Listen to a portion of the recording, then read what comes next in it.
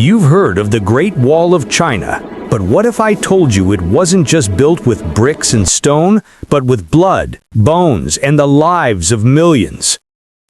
Before we uncover the brutal truth behind one of humanity's greatest wonders, make sure you hit that subscribe button and give this video a like. It helps us bring hidden history to light. Chapter 1. Why the Wall was built. Long before the Great Wall became a symbol of China, it began as a desperate strategy for survival. The biggest threat came from the Shen Yu, powerful nomadic tribes from the northern steppes who launched frequent raids on Chinese settlements.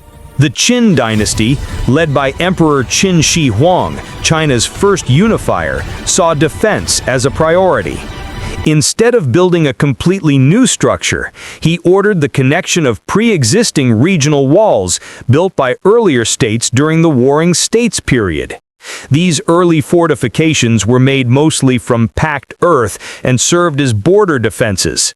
Qin's goal was simple: create a massive physical barrier to slow invaders and assert imperial control. But even then, the wall wasn't a single smooth line, more like a patchwork of fortifications stitched together across rugged landscapes. What began as a military solution would soon become one of the most ambitious construction projects in human history. Chapter 2. Forced Labor: The Human Cost. The Great Wall wasn't built by skilled architects alone. It was built on suffering. Estimates suggest that 400,000 to over 1 million people were forced into labor.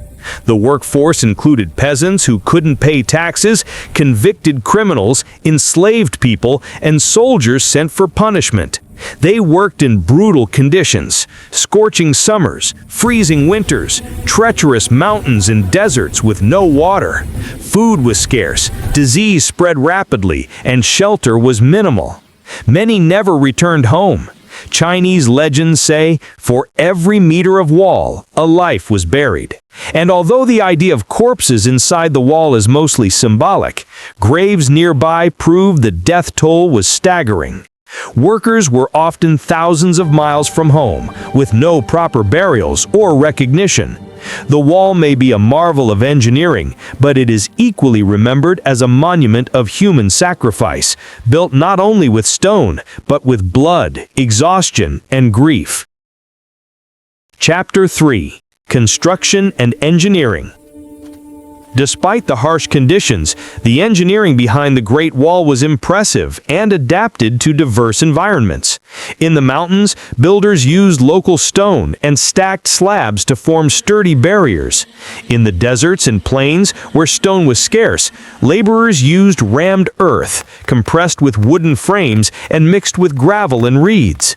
Later dynasties reinforced sections with bricks and tiles, especially during the Ming era. The wall wasn't just a barrier, it was a full defense system. Beacon towers were spaced to send smoke signals by day and fire signals at night, relaying messages across hundreds of kilometers in hours. Barracks, storehouses, and garrison stations supported soldiers stationed along the ramparts. Across all dynasties, the wall stretched over 21,000 kilometers, though not as a single unbroken line. Its longevity came from practicality, adaptation, and relentless human labor across centuries of construction. Chapter 5. Did it actually work? The Great Wall is often seen as a defensive masterpiece, but its real effectiveness is debated. In some periods, it successfully helped deter raids and slow invasions. The mere sight of its massive towers and guarded passes discouraged many attackers. However, the wall had weaknesses. Corruption, bribery, and poor maintenance opened cracks, literally and politically. Guards were often underpaid and undermanned. The most famous failure came when Genghis Khan and the Mongols bypassed the wall, using insiders and finding weak entry points. Rather than being an impenetrable barrier, it functioned as a surveillance and early warning system. Messengers and signal towers relayed danger faster than troops could travel. In truth, the wall worked better as a symbol of imperial power and control than a flawless military defense. It was a statement. This is where China ends and where outsiders are warned to stop. Chapter 6. Myth versus Reality. The Great Wall is surrounded by myths, some inspiring, others exaggerated. One of the most popular claims is that it's visible from space, but astronauts have confirmed that's false. From orbit, it blends into the landscape like roads or rivers. Another misconception is that it's a single continuous wall. In reality, it's a series of walls, trenches, and fortifications built by different dynasties in different eras. The famous brick sections mostly belong to the Ming period. Culturally, stories like the legend of Mangjiang add a tragic dimension. According to folklore, her husband died building the wall, and her grief was so powerful that a section collapsed, revealing his body. Whether true or not, tales like these reflect the suffering behind the structure. Today, the wall is not just a physical monument, it's a national symbol, representing both sacrifice and strength in China's identity. Chapter 7. The Legacy Today. Today, the Great Wall stands as one of the most iconic symbols of human endurance. In 1987, it became a UNESCO World Heritage Site, recognized for its historical and cultural significance.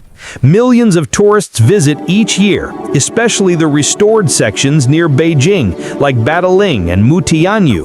However, not all parts have survived. Roughly 30% of the wall is gone, eroded by time, neglect, weather, and even local villagers repurposing bricks for homes. Preservation efforts continue, but maintaining thousands of kilometers is a massive challenge. Despite the decay, the wall remains a global symbol of resilience. It represents the ambition of an empire, the unity of a nation, and the cost of security. Though built centuries ago, its legacy influences Chinese identity and pride to this day. The Great Wall wasn't just built to defend a nation, it was built on the backs of the people who would never see the world they protected. What other ancient structures do you want us to uncover next? Drop a comment below, and don't forget to subscribe for more forgotten history.